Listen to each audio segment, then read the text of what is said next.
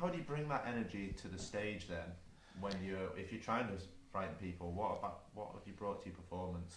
Matches up that tension? Well, the first time we did it, I didn't know the lines, so that was. You were genuinely scared. I was genuinely scared about because we didn't have much time to rehearse it. No, I don't know. You just get into it. You just. You do. It's just the script. It just makes you think about those sort of things. I mean, I'm not so much interested in ghosts. I've never had a supernatural experience, but I am kind of interested in psychics and how they work and what Darren Brown does and that sort of thing, and how because as far as I'm concerned, it is all fake. It's not real, and I'm just fascinated to know how they do it. And there was a very interesting program on a couple of weeks ago by a guy called James Randi, an American magician. Randy by name, I don't know. But he's an American magician, and he's seen it as his life's work to sort of debunk psychics and clairvoyance, that sort of thing. And he's saying that it's just magic tricks. Anybody can do it. And like Uri Geller, I don't know whether you remember Uri Geller. He used to bend spoons and things like that. And he was big on TV in the 70s and 80s. I remember watching him on Parkinson and things like that. And James Randi, this guy, was saying, but it's just elementary magic. It's all fake. I can show you how it's done and all this sort of thing. But and he did. And one time, Uri Geller was going to be on a show, and James Randi said to the people backstage, "Let's take away the spoons he's brought with him, and let's get some proper spoons from the canteen and see if he can bend actual spoons." And of course, he couldn't. He was saying, "Oh, the magic is not working for me. There are too many skeptics in the room. I can't do it." And everybody thought, "Right, that's it. He's finished now." He couldn't do it. He was put on the spot. He couldn't do it. He's exposed as a fake. But a few months later, he's back on the telly because people want to believe in that sort of thing. Mm-hmm. They want to believe. Yeah, there is a time when it's deep down it's not magic, don't you? Yeah. But you just want to be that kid and just enjoy it. You shouldn't just question it too much, otherwise it ruins it, doesn't it? Well, I think even the most skeptical of us, even the most agnostic of us, kind of want to believe in something. Want to believe, that there is something. But it's like more than this. Hypnosis. They say you can't be hypnotised to do something against your will. So therefore everybody who's ever been hypnotised kind of wanted to be hypnotised on some level, even if they weren't. And I think you have to. I mean, I've got a friend who's a hypnotherapist, and she did a session on me one time, and I had to really consciously go with it. And then after she'd finished, it kind of became apparent that at no point was I not aware of what was going on, and I didn't really go into a trance. I was just kind of doing my best. I was going to just fall asleep, to be honest. I was so tired. Yeah. Well, I actually did. She was a bit disappointed, but I think that's the reality of it. Is you've got to want it, and that's why theatre and storytelling, but especially theatre, works. Because you want to go somewhere and you know that those people are actors and it's all created, but you want to go along and believe in that world, whatever kind of story it is. So that's why I think it's a great medium for exploring kind of the unknown and the uncanny. Where do you see you guys in the future after Fringe? Where are you going to go? Well, where's the nearest job centre? Well, we hope to keep doing the show around the northwest in different places, and maybe I think next year we'll try and hit a couple of other Fringe festivals like Buxton. We've always got Edinburgh kind of considered, but it's kind of a big thing to go to Edinburgh. It's expensive. I've always thought, it's cost so much money to go there that you might as well go with 2 or 3 shows as opposed to just one. So I kind of want to do a major thing where I hit Edinburgh with a few productions, and it'd be a very busy month. But and I'm just going to hope to get some other production companies interested in the scripts and write more stuff as well. Just keep doing. Oh, the great thing about show business is you never quite know what you're going to be asked to do.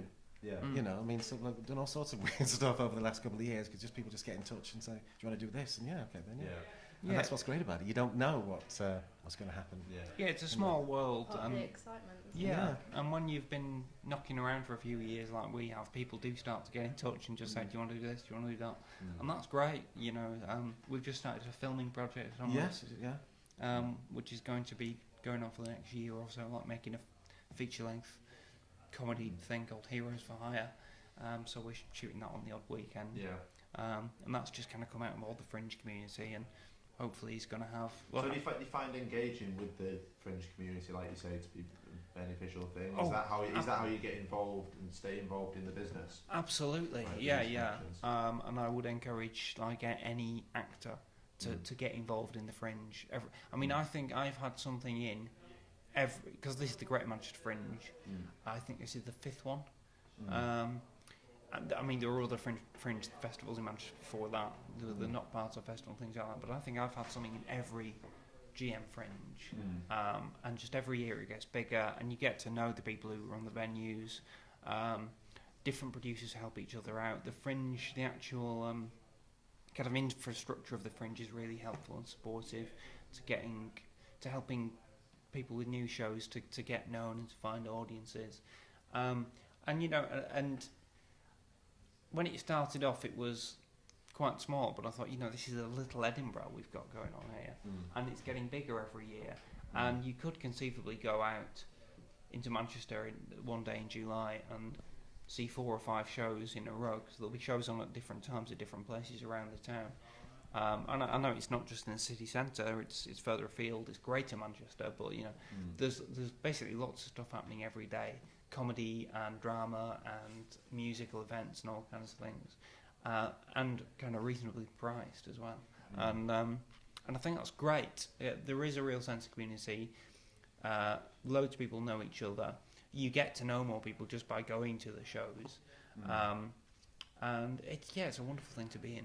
Yeah, it does feel like a community, and people keep adding to it all the time. You actors keep getting involved in everything. Reminds me a bit of university. When I was at university, that same sort of feeling of everybody coming together, everybody, that sense of and just doing exciting stuff for the love of it.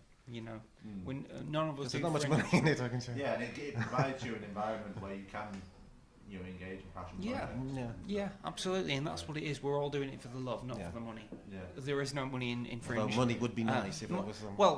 I mean, I think even if it's a big if, but even if we were making loads of money from other acting, from film or TV or whatever, we'd still come back and do the Fringe, because it's where you get real support and autonomy, and do fun stuff because you love it. At the end of the day, everything else, you've got to convince someone to give you loads of money, and they're going to have a desire to control it in some way. But the Fringe, it's just we're given opportunities to just do what we want to do because we think it's going to be great, and it'll be great for an audience, and that's why we. It sounds like a really good idea. And it's getting bigger. It's getting bigger all the time, isn't it? It's sort of like. Yeah, the Fringe itself grows it seems to be quite a slow burner of a festival. I think it's taken a few years to gain some momentum in the Manchester Fringe, but just the last guy we had in was saying sort of the same thing. Manchester's really come into its own as a sort of a theatre town over the past few years, and it's finding its feet that way. I think it's through productions like that. That helps it. We're really lucky to live here. I mean, you don't actually live here. I don't live in Shropshire. He comes a long way to. Well, not that long. But yeah, it's just so good to be in the orbit of this town. And I mean, I keep comparing it to Edinburgh. Edinburgh Fringe has been going on for about 80 years. It wasn't much when it started. This is year 5 of the Great Manchester Fringe, but it is growing. It is great, and it'll get better and better. So and Manchester's a really loving environment. So plus to that. Definitely. Is there anything else you want to say about your show or anything else? No, I think that's all right. What theatres is it on at? Oh, that's a good point. Yeah. It's on. We're on at several different venues. Yeah. We're on here at the King's Arms on the 5th of July. Then we're on at Tribeca. We're doing 4 different shows at Tribeca on the 9th and the 19th, which is a Sunday and a Tuesday. And we have one date in Bury as well at the Met Theatre. And also just before the Fringe starts, we're doing a preview show, which might be a bit unpolished because it's it's like a week before the rest of the Fringe, and we might still have not ironed out everything. But there's a festival in Levenshulme called the Festival with No Name, just the week before the Great Manchester Fringe, and we're going to do one night there at the Klondike Club on the 25th of June. So. Klondike Club. Sounds like you've got a busy schedule. Yes, and doing other stuff as well, aren't we? So, so that's when the show's going to be on, and we're looking forward to it very much. Cool. Thanks a lot, guys. Thanks, Really interesting.